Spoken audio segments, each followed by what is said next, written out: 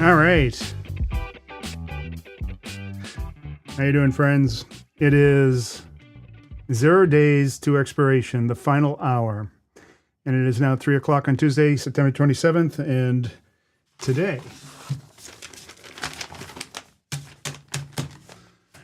cleaning up the desk here. Got a lot of work to do. A lot of stuff going on. Doing studies, tests, all kinds of crazy stuff. And so today, what I'm going to talk about is the situation of the market. And the situation is dire.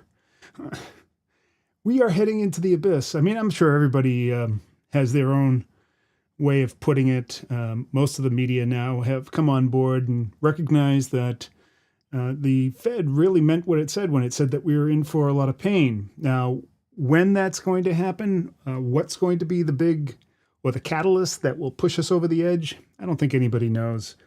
And, you know, we don't know if it's going to happen today, tomorrow, next week, next month.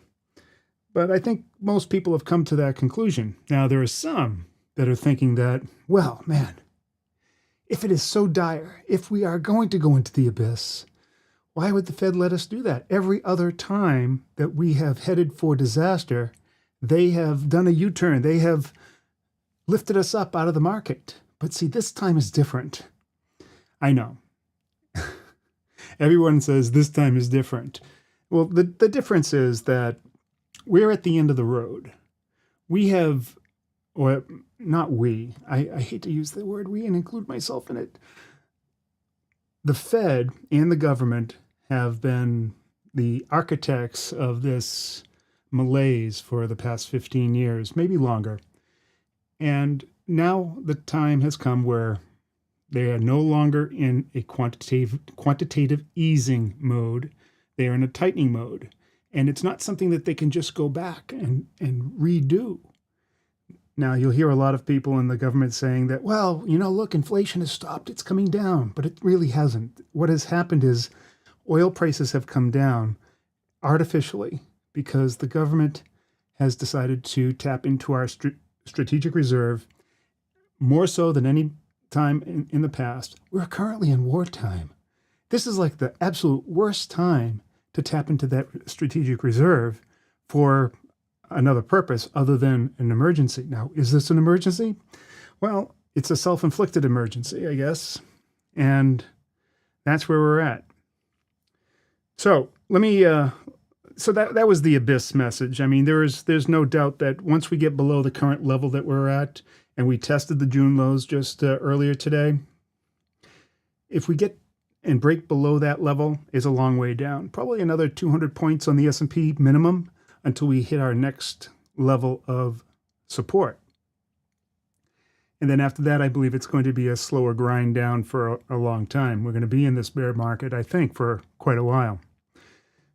Now, what does that mean for us at 0-DTE? Not a whole lot, quite frankly. This type of market, whether it's a bear market, a falling market, sideways market, up market, none of that really affects us all that much.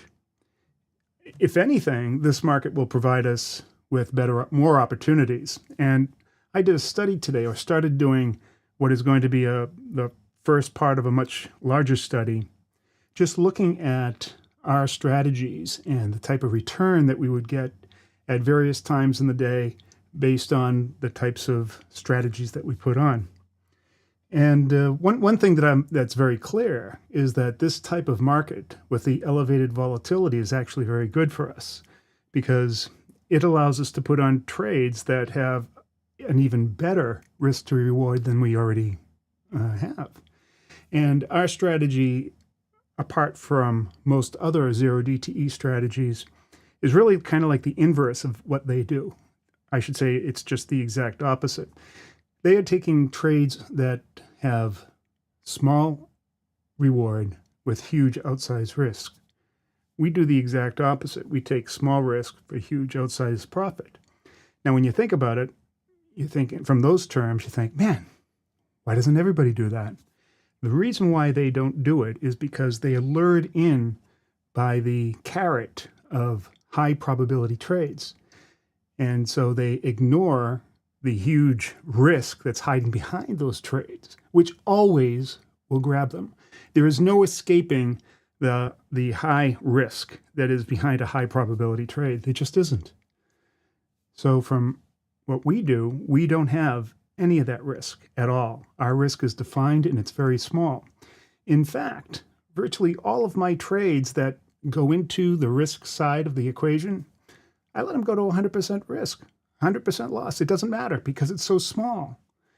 And then what I do is the majority of the time is not manage the risk, but manage the profits. Very different situation. So that's where we're at. And this type of market, like I said, is of really no consequence to us. The other zero DTE strategies, it is of huge consequence because every market that moves big on them is a real problem because it's going to stop them out, or it's going to run into that long tail risk, and that's going to be huge for them. For us, that doesn't happen ever. If anything, it allows us to put on even, I guess you could say, more expensive trades that still don't hurt us, but in fact elevate our profit side even more. So for us, this is actually a good situation. All right. So let me do this one thing. I need to tell the group that we're online. Well, if they are there, say hello. So we have only 2 people online right now. We have Iz, how you doing? And Milo. There is a black hole in volume coming up. We'll be like catching a falling knife before more consolidation happens. And I would say that is definitely a risk for other strategies. It's not so much for us because in any given day, regardless of how much it drops, there's only so much that we can lose because of our defined risk. So it's, for us, not a big deal. How you doing, Jim? Jim's here. We have Matt. And Vadim has showed up. There's Dan Smith. How you doing, Dan?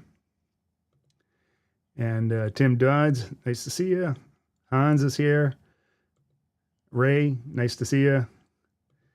And Tim says, 39 watching. There'll be more that will show up. By the end of the show, I'm sure we'll have somewhere around 70 or 80 people once they realize that we're here. Let's see here. I wanted to send the link over to the team. See, now we have 41 people watching.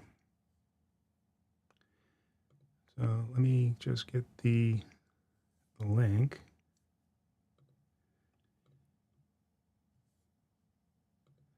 There's the link. I'll send it over to everybody.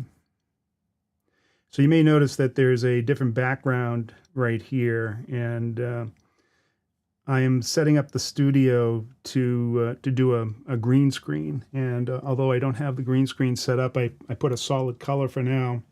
But I'm going to make a lot of use of green screens in the future for these. So that should be cool. Used to do green screens quite a bit. Let's see, we've got to paste the link into the room.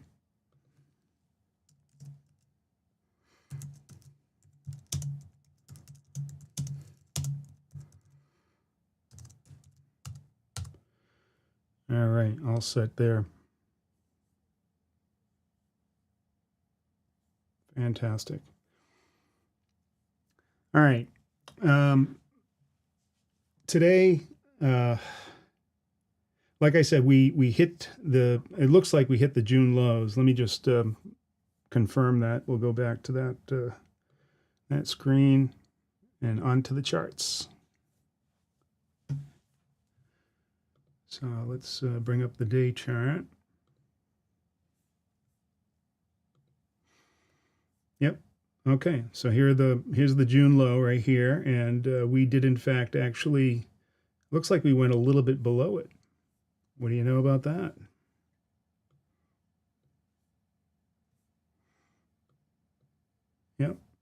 So we broke through the June lows. That obviously freaked out the market, and they've bounced back just a little bit today. So we can see that if we zoom in a little bit.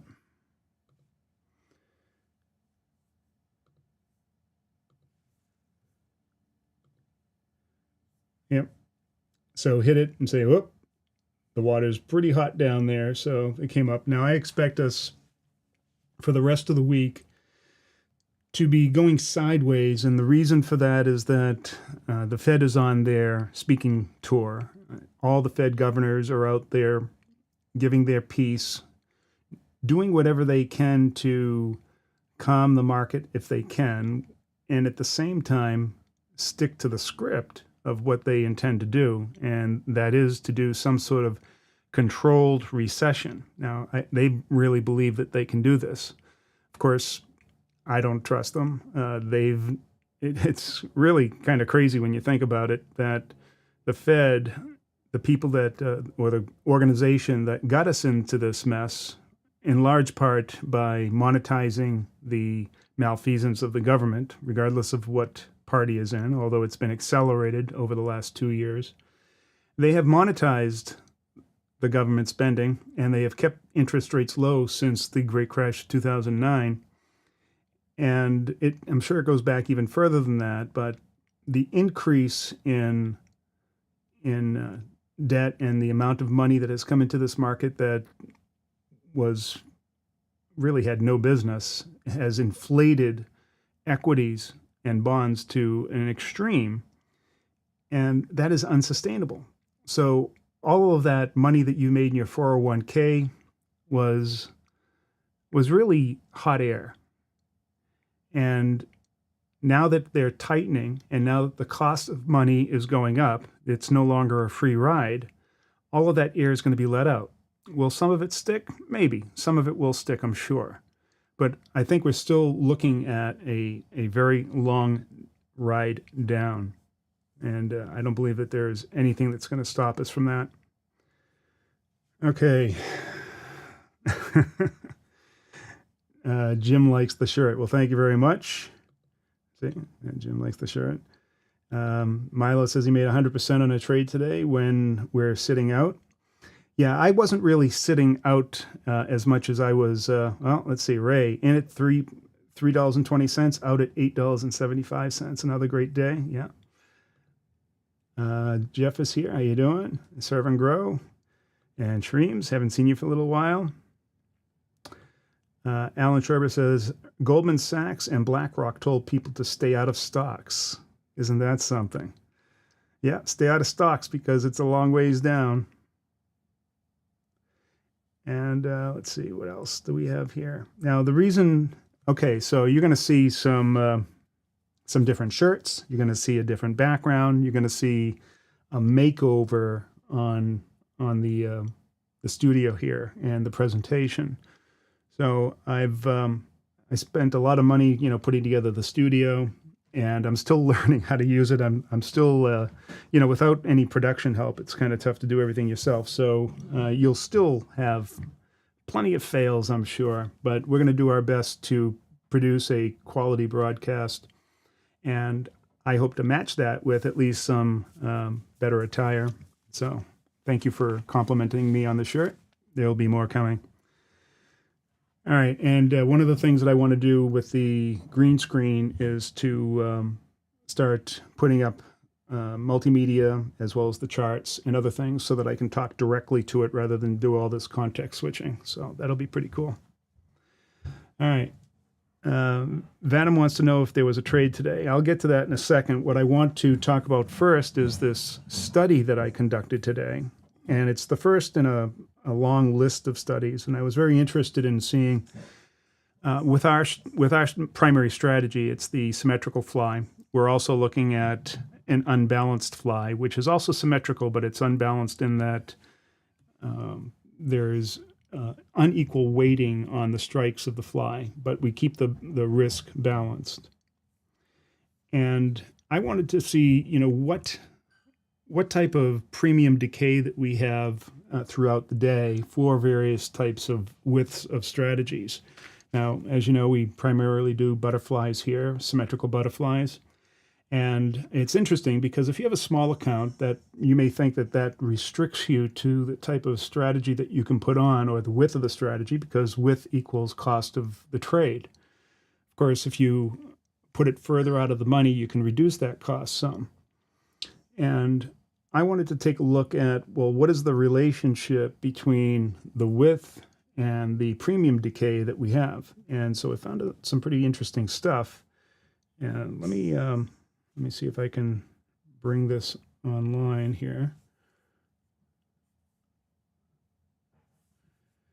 So there was only one piece of data that I have not yet added here. So what this is showing is the various widths of our strategy and their cost. So you could put on a symmetrical fly, and generally the way that we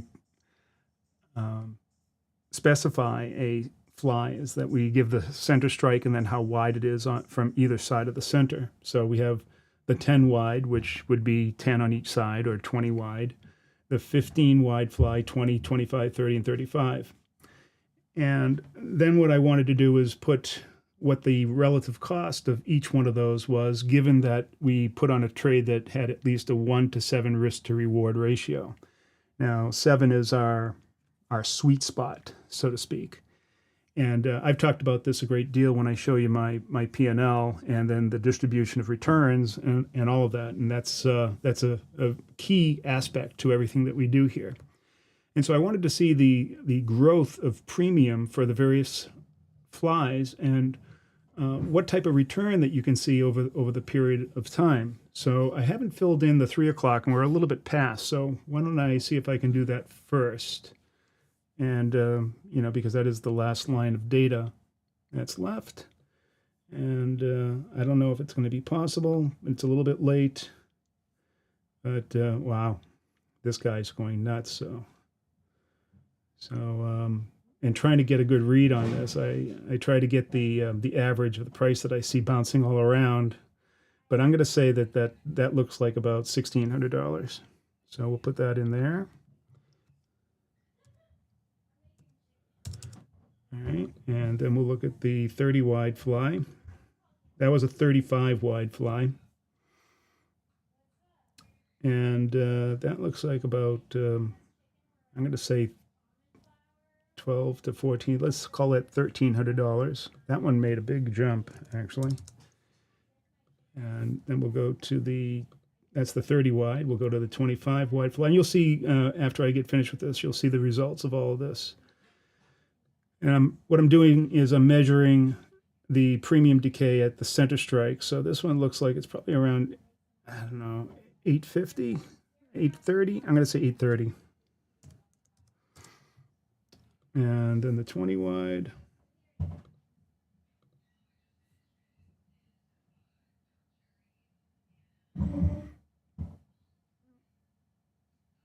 Let's call that 580.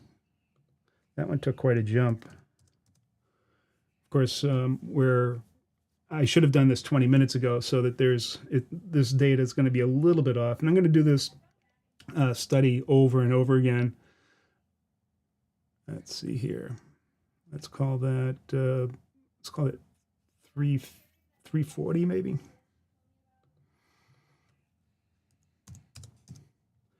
And then finally the 10 wide fly, which is the weakest of all of them.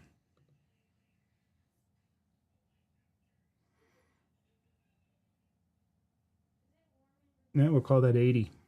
I made a big jump, finally. All right. All right. Now that I've done that, let's go back to the chart and then take a look at what I did here. So at the beginning of the day, I put on each one of these trades, and what I really wanted to see was from the center strike, what was the premium growth and what kind of return based on the cost. And so you can see for a 10 wide fly, it cost me $1.15, and this is all to achieve a risk to reward of 1 to 7. The 15 wide cost $1.60 or $160. The 20 wide, $260. The 25, $330. The 30 wide fly, $400, and the 35, $450. right? And then if we take a look over here at the right side, you can see the relative growth and the amount of return at the bottom, return on the risk that we put up, and total risk, the total return that we had.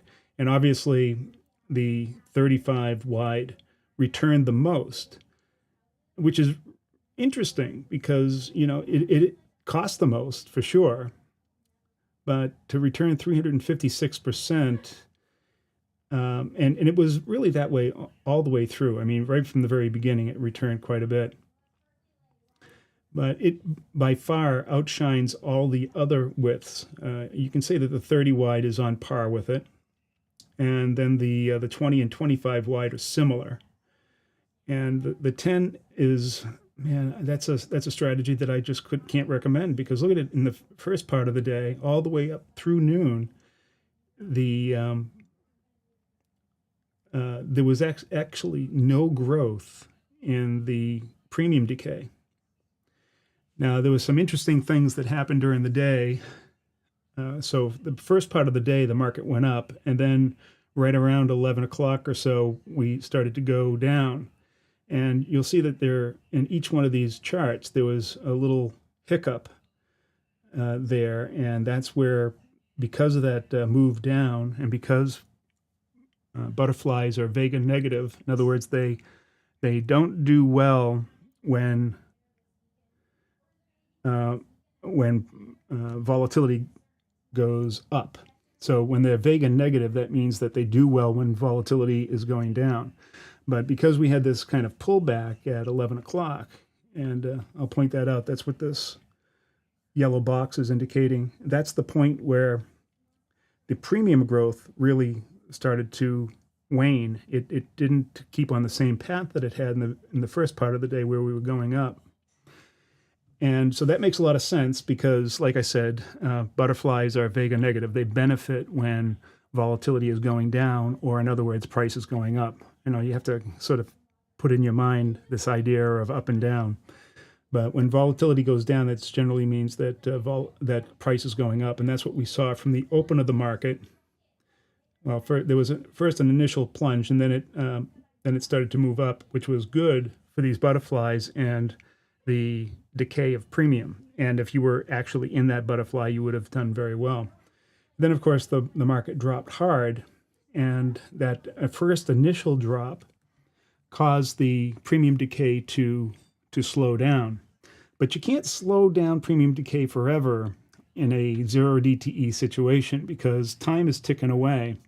And the closer that we get to expiration, that premium starts decaying at an exponential rate. So I can't even think of what type of market that you would have to completely stop premium decay. It would have to move down, hundreds and hundreds of points to stop it. But eventually it would catch up. And at the end of the day, you would have to have, time is a constant. You cannot stop time. So at the end of the day, you would have that full decay. But you can see at the beginning part of the market. Now, what does that mean for us? Well, for us, that's a situation where we look at that and say, price is moving down. That means that the cost of our fly is going to be cheaper. So we might be able to get a better risk to reward by doing that. So that's interesting. The other interesting part about this was the width and what that really meant to us. What it's really telling us is that, man, you want to be in the widest fly possible if you can. Because even on this 35 and 30 wide fly, when the market went completely through these strategies, they were still in profit, while these other 15, 20, and 25 were left in the dust. So now, of course, there's some things that you have to take into consideration. That's like the width of these flies come at a cost. And so if you have a small account and you can't afford to put on $450 of risk, well, then that's something that you're going to have to consider, right? So in general, we like to trade very small. So you would have to look at compromising on your risk to reward, or go to a narrower spread. and then hope for a little bit of a pullback that gives you a little bit of relief on the price of that spread. But here is a good, a very good guide now for us. And I'm going to be doing this every day because, one day is anecdotal. And every day is going to be a little bit different. Different days present different implied volatility changes in direction. And some days we have very low volatility. Some days we have very high, and that's going to change the overall profile of this. And so over time, we'll discover. Now, of course, this is only half of the equation for us. The having the most efficient width is important, but everything is contextual for us. So it's important that we also understand where price is likely to go, because this is all theoretical and under prime conditions. In other words, price would stay directly in the middle of your strategy, which we know that it never does. Of course, all the other zero DTE strategies, that's the way they trade, as if it does, but it never does. But I'm more interested in, well, which is the optimal width to choose, based on this. So what it's telling us is that wider is better. But there are other considerations that we have to make in terms of the market structure and where support and resistance are, where price is likely to go, and where it is likely to hang up, so that we can have that time necessary to have premium growth. Because you can see over time, you can see how time is on your side here. Time is on your side when you're playing this strategy. And it's certainly more on your side the wider that strategy is. And then, of course, as you get down near the end, you can see how these all turn into exponential decays in premium. And so this is a real good illustration of what premium decay looks like over the period of time during a day and in a zero DTE situation. So I thought you'd be interested in that because this is the type of work that we do every day here at Zero DTE. And we're constantly looking for, the most optimal strategy to put on at the most optimal time, and also our analysis. Now, here's the interesting thing about our analysis. Unlike what most people are doing, we never use technical analysis, ever. We only use volume profile, order flow. And from that, we can map out a market structure that tells us precisely where the support and resistance are, where the supply and demand zones are, and where price is likely to go and what its behavior is likely to be as it traverses across that market structure. And then from that, we're able to take this other knowledge of what size trade to put on, where to put it, what areas of the market structure to overlap to give us the optimal placing so that we can collect as much premium as possible. So that's it. That is what we do here at Zero DTE. Now, the final hour trade is a completely, it really has very little to do with what we do during the day. It is more of a fun trade, and it's an experimental trade to see if we can, what happens if we basically take a guess, take a dart and throw it at the dartboard, and see what happens. And so far, it's actually turned out pretty good. Now, not anywhere as optimal as us doing the hard work that we do to figure out where to best place a trade. All right. So hopefully that was interesting for you. And when Vadim asked, was there a trade today? No, there wasn't, because I spent most of my time doing this study. Although we did talk about trades in our daily Zoom. So one of the features of the service is that every day we have a live stream in the mid part of the morning through noon where we discuss the strategy, we look at the data, we come up with different ideas for putting on trades, and then that's generally where we put the trade on. So obviously Vadim wasn't in that meeting, were you? You're going to be in that meeting. All right, let's see. Rogelio Paz. Missed on the 80-cent put earlier. Hesitated on the trigger. Saw it go to $1,500. Oh, I hate when that happens. But no worries. On to the next. That's right. You know, every trade for us is just like another nail that you're putting in to build that house. You know, if that nail, you drive it home, great. If it bends over, you just pull it out and do another one. Hey, James Quina. I can't pronounce that name. You have to tell me someday exactly how to pronounce this. Hello, Ernie. This strategy is always applied to SPX. Well, it applies to any zero DTE situation, and we primarily trade the SPX, and it has expirations 5 days a week, so that's why we choose it. It is also a European style option, so we don't have to worry about expiration. It has cash settlement, and its cost is relatively low, so it's our favored one. But you could also do this trade on the E-mini S&P futures. You could do it on the micro SPX, which is called the XSP. You could do it on the micro mini futures. Now, the micros only trade Monday, Wednesday, and Friday. There's also, though, the NASDAQ index and the NASDAQ futures that also have these type of multiple per week expirations. However, I find that the liquidity on the NASDAQ is pretty low, and so it's a lot more difficult to trade that way. The SPY also has zero DTE. The problem with the SPY is that it's an American style option, and you can get assigned early, and that is really a killer. And because of that, most brokers will take you out of the trade if your account can't take on the assignment of that. So that's one. It's the SPY, in my view, is the least attractive of all the assets to trade. The SPX is definitely the most attractive. I used to believe in the E-mini S&P because you could put one of those trades on anytime. You weren't restricted to market hours.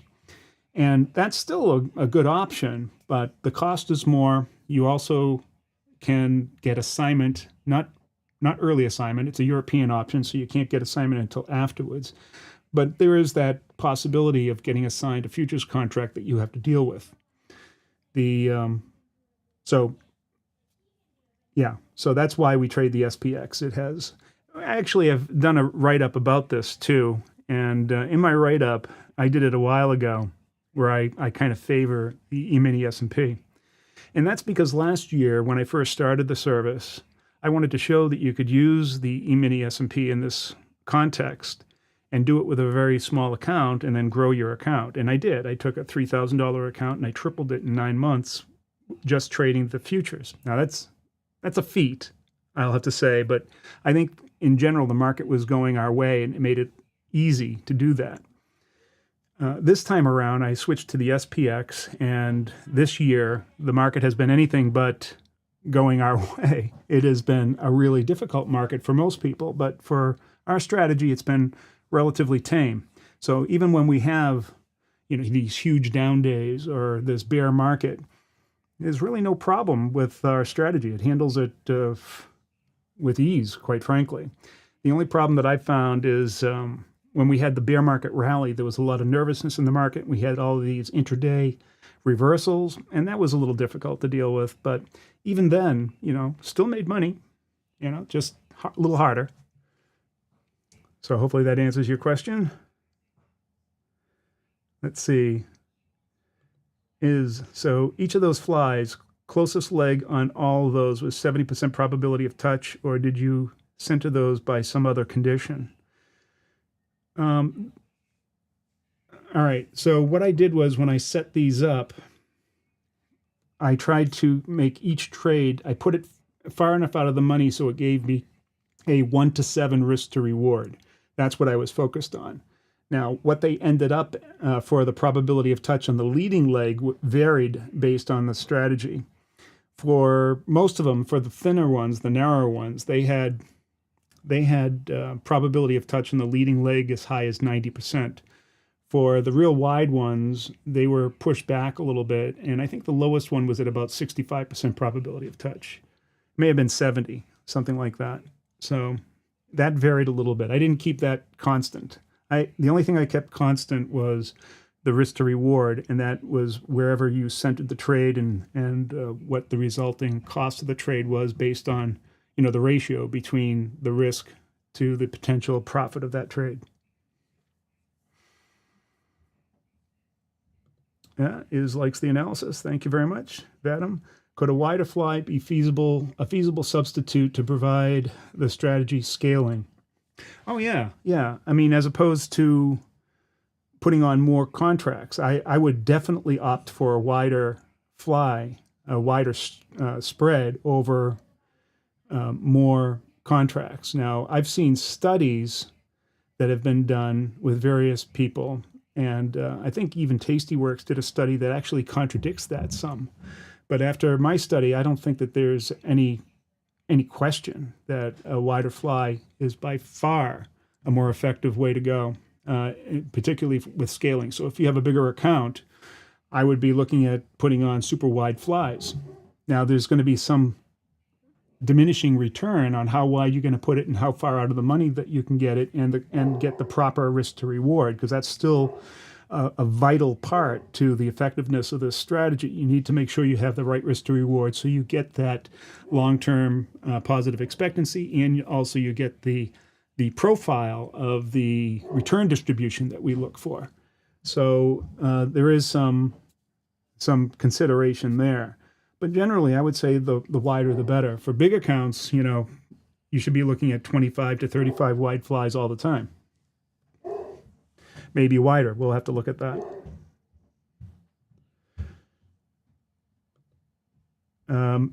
Quinoa, like the food.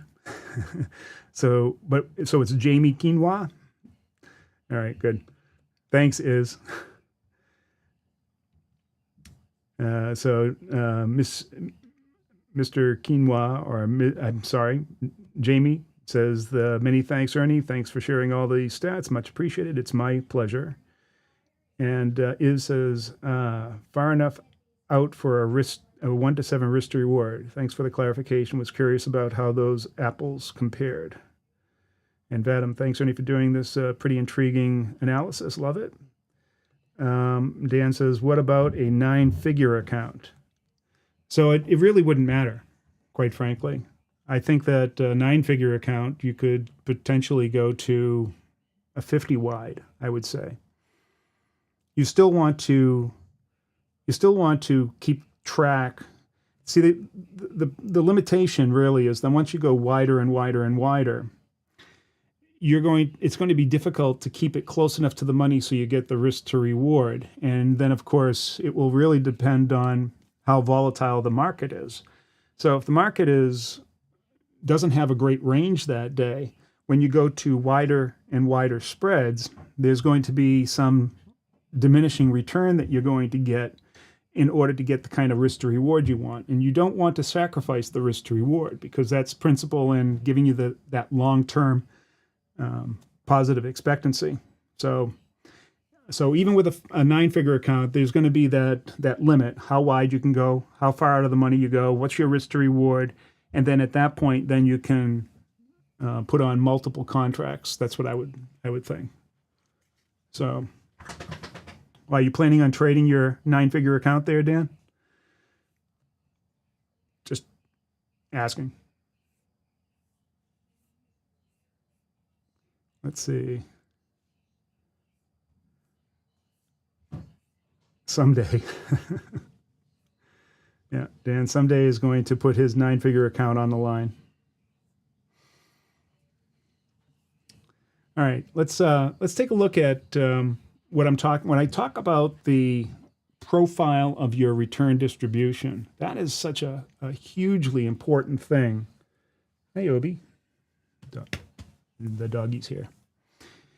That is such a hugely important thing, and maintaining that risk to reward is key in doing that. It will set us up for the overall efficiency of our trades.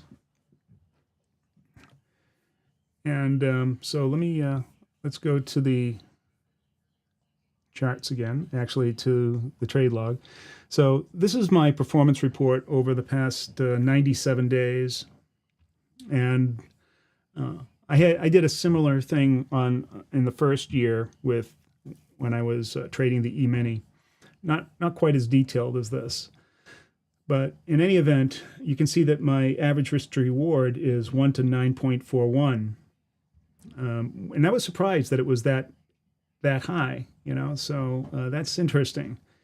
And that's probably attributed to every once in a while that I add to a trade. And when I add to a trade, I improve my cost basis. And so that gives me a better risk to reward. And so that probably brought the overall risk to reward up. But if you were to look at my log and then the actual distribution of the risk to reward, you can see where most of my trades are. So you can see that most of them are actually centered on 1 to 8, and then 1 to 7 is what I chose for this study. Maybe I'll do it also for 1 to 8 and 1 to 9 to see if there's any difference. But that's the distribution of all the trades that I put on. I don't know what happened here on this 1 to 32. That'd be interesting. What trade was that? Let's see, 1 to 32. Where is that? Oh, there it is. Oh, it was 100% loss, but it wasn't. It was practically nothing. I lost $51. That must have been like a just put it out there and way out, or either that or the market went the other way. I have no idea what the hell that was, but that's interesting. There is one that was 1 to 32, and just taking a quick look, you can see how all of this goes. All right, so yeah, that risk to reward distribution is very important. But ideally, it's the return distribution that we're looking for. We're looking to have lots of small losses, lots of small wins that offset those losses, a fair amount of mid-sized trades that really propel this account or actually give you that stair-step effect, and then these outsized trades, these long fat tails that really propel the account. And that is the shape that we're going for, and that's what that risk to reward profile will give you. And then that results in a nice equity curve. I don't know why it doesn't redraw.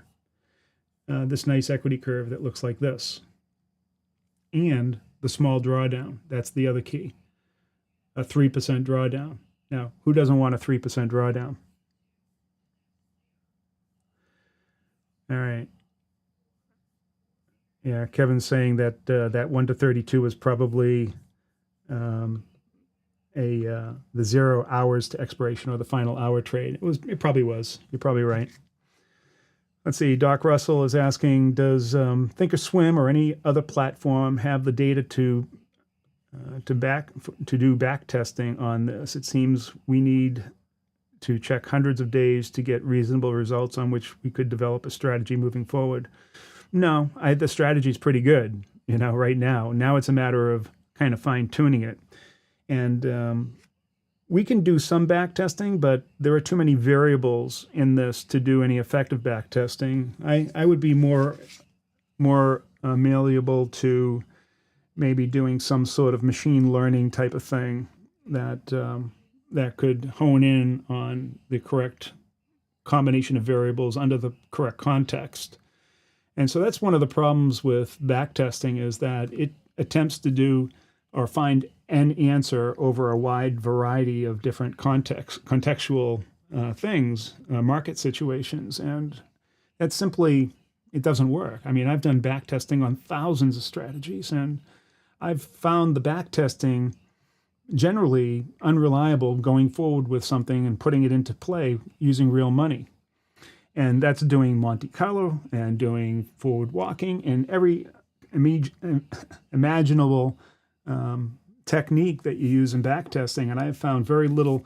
Sometimes it gives you an idea of whether something will work or not, but you have to make sure you have all the right parameters in there, that you're not curve fitting, that you're using out of sample data, all of this stuff. And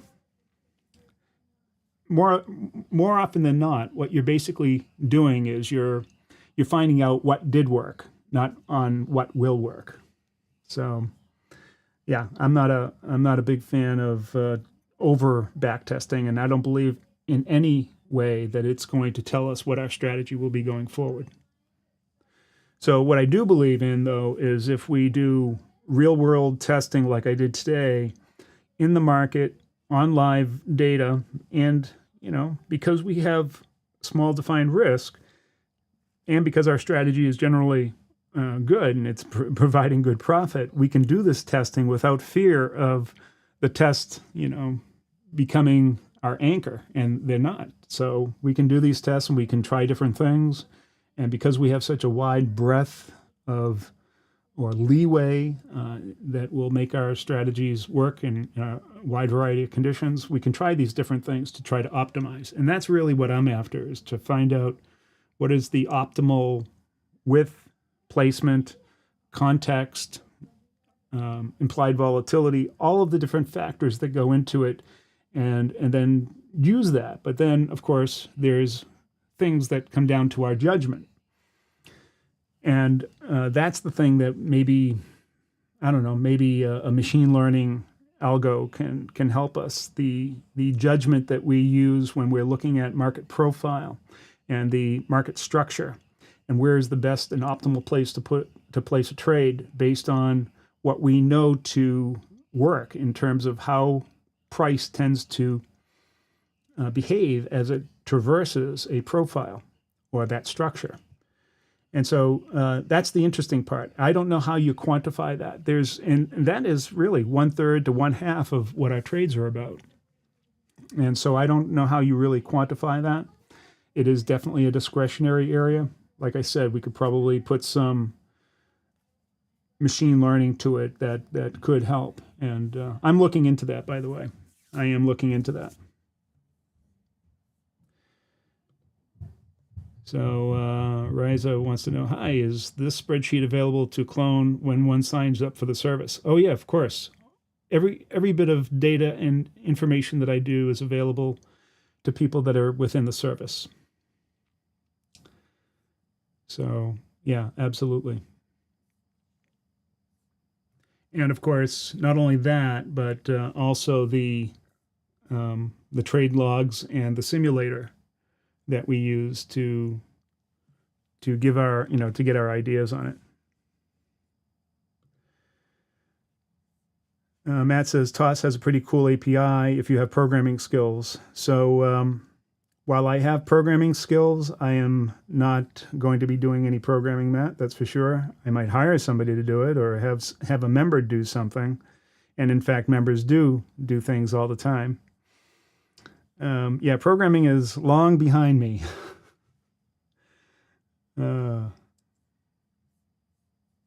Let's see, I did a fair amount of programming maybe 10 years ago, but mostly algo stuff.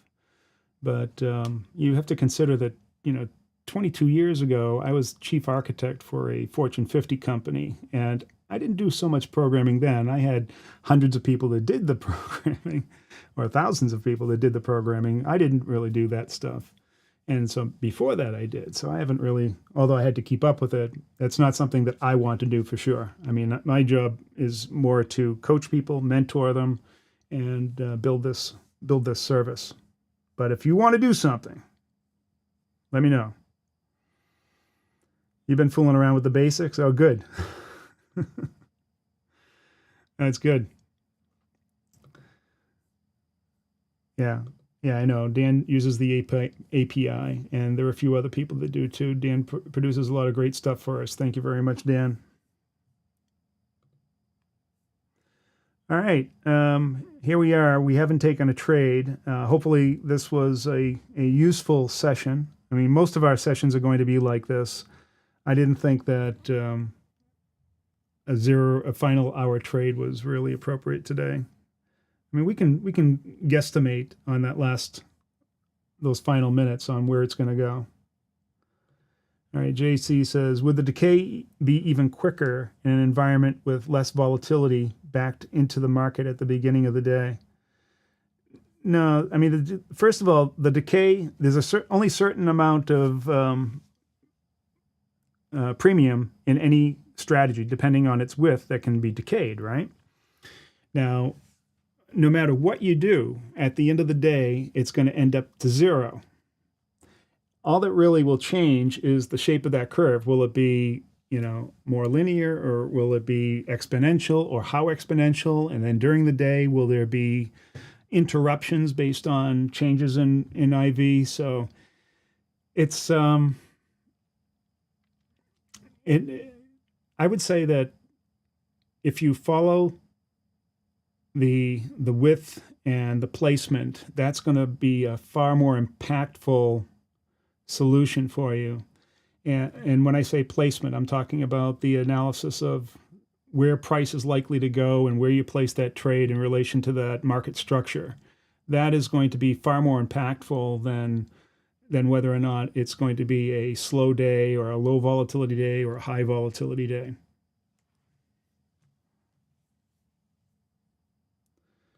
All right. We already have Stephen saying 36.25 at the close. All right, JC also asks, is it possible today's study is actually a type of worst case example of premium decay because the VIX involved today were pretty high? No. We'll find out for sure, but like I said, there's only so much, there's a fixed amount of premium when you get into a trade, right? So if you're going to get into a trade that is 30 wide and you're choosing a 1 to 7 risk to reward, that premium that you start out with never changes, no matter how much volatility there is in the market. Now, a higher volatility day may allow you to get a slightly better risk to reward, maybe go to 1 to 8 or 1 to 9, and so that will change a little bit. But then the decay that happens throughout the day is going to be relatively the same. There may be some places where you have an interruption, and I showed an example of that a little earlier when I said that at 11 o'clock, the price started to drop. And so let's see if you can actually detect this. Just check this out. So price in the beginning part of the day was going up, right? Went up, and then it dropped. So this period that I have outlined in yellow was pretty significant in terms of that was the initial drop. Now let's take a look at the decay and what happened at that particular time.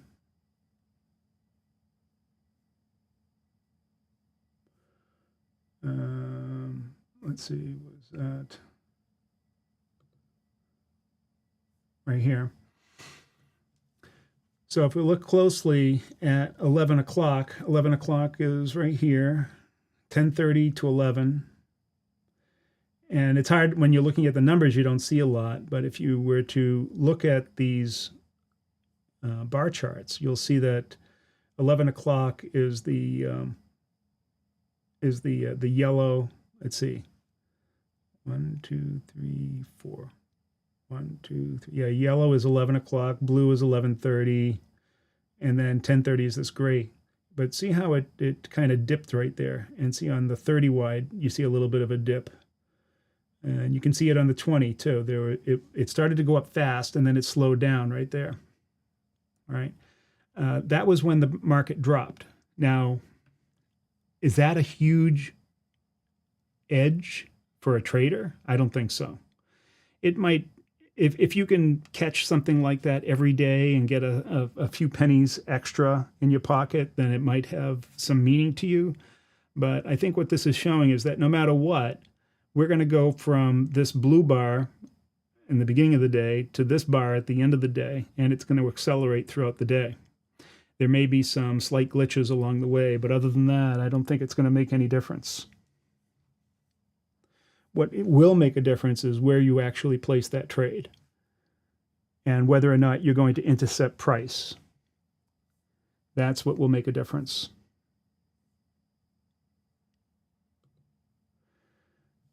So Milo says, looks like we won't be going back to the session POC today for the first time in a while. Well, let's take a look at that.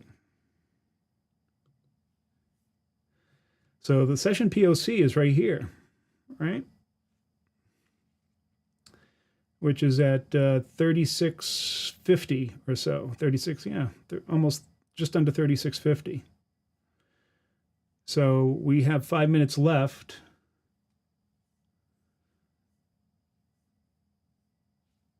Let's see. Stephen was saying 36.25. What are the guesses out here?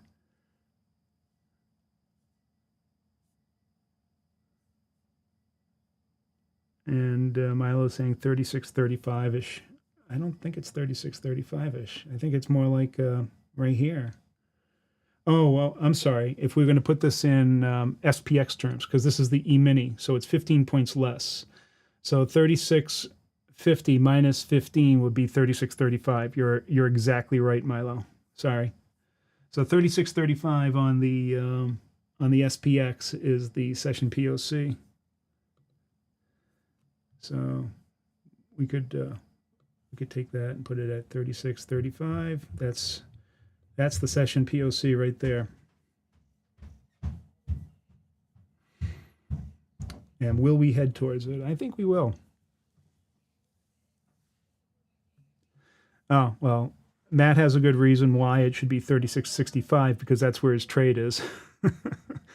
Oh, no, that's where he got out earlier. All right. That would be perfect. It would be poetic justice. Is that what they say, Matt? And Theta J is looking for 36.45 at the close. All right. Which is right at the bottom of this one strategy that I had suggested earlier today.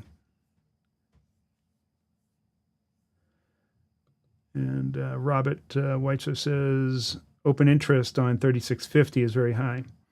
You know, we used to pay attention to the open interest a lot. And we also used to look at max pain and all of that other stuff and high volume strikes and everything. And nothing really beats, as far as I can tell, the thing that's most reliable has been the session POC.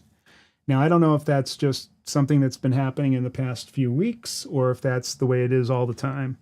But we'll track that. But one thing that I am certain of, after looking at open interest, that sometimes it works, sometimes it doesn't.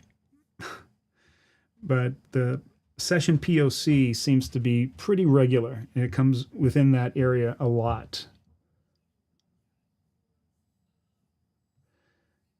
All right, so Vadim wants to know, how do we convert to the ES to the to the SPX? Well, that's pretty easy. You open up your charting program, and then you plot the SPX and the ES next to each other. So that's what I'll do right here.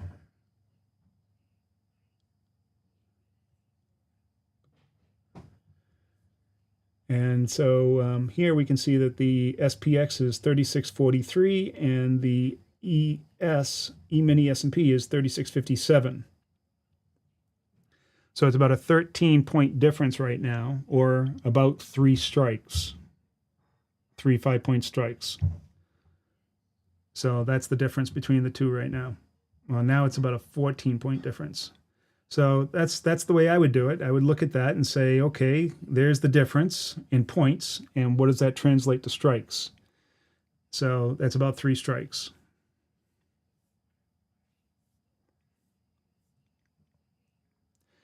So Robert says here, I can see a POC on SPX in TradingView. That's because in TradingView, I believe that every once in a while they're using tick data.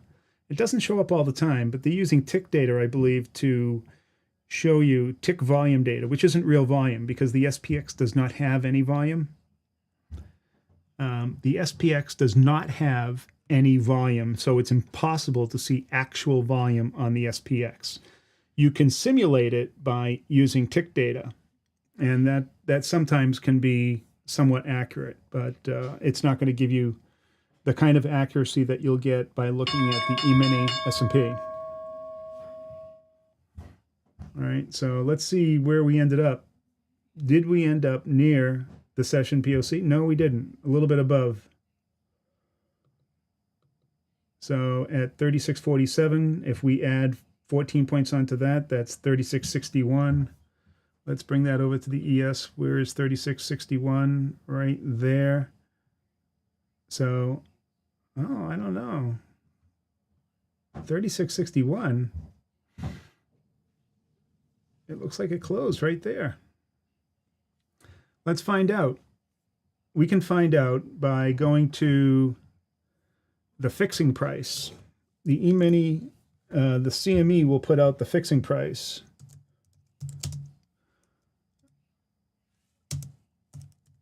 Right after the market closes, and that's the official E-mini close.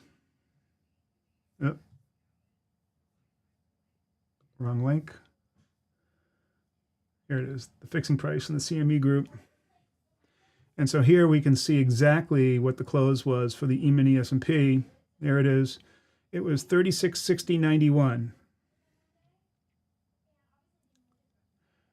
Right there, 3660.91.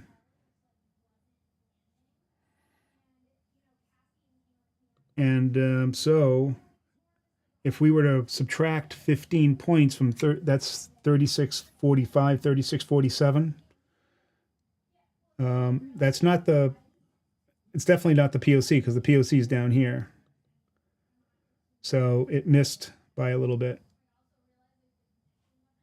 Missed by just a little bit.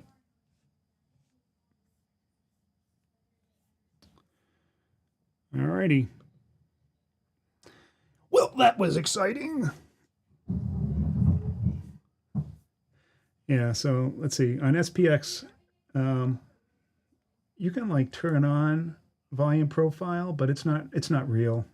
This is not real because it can't be real. Because nobody trades the SPX, it's a calculated index. So therefore it cannot have volume, right? I mean, just think about that. So somehow they're calculating this so it can show volume profile, which is not real volume.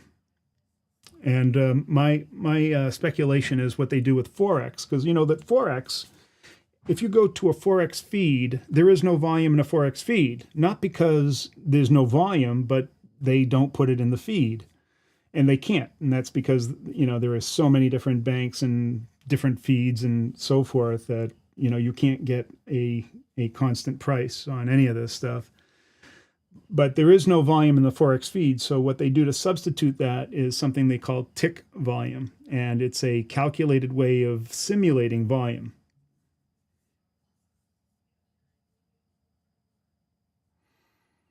But the close on SPX, according to TOS, was 3647. That sounds about right. About a 15-point difference, 14-point difference. So that's what we showed in the chart, right? That's what we showed when we did the side-by-side chart. Well, it's not going to make a difference now because the market's over. All right. I think that's going to wrap it up for us today. TradingView may be there, simulate a POC with a VP. They're doing some sort of simulation with the volume. That's all I can tell you. But the most probable one is tick volume data. All right. So that's it. Got to go to a meeting now. Thank you very much. Peace to you all. And now it's time for the music. See you tomorrow.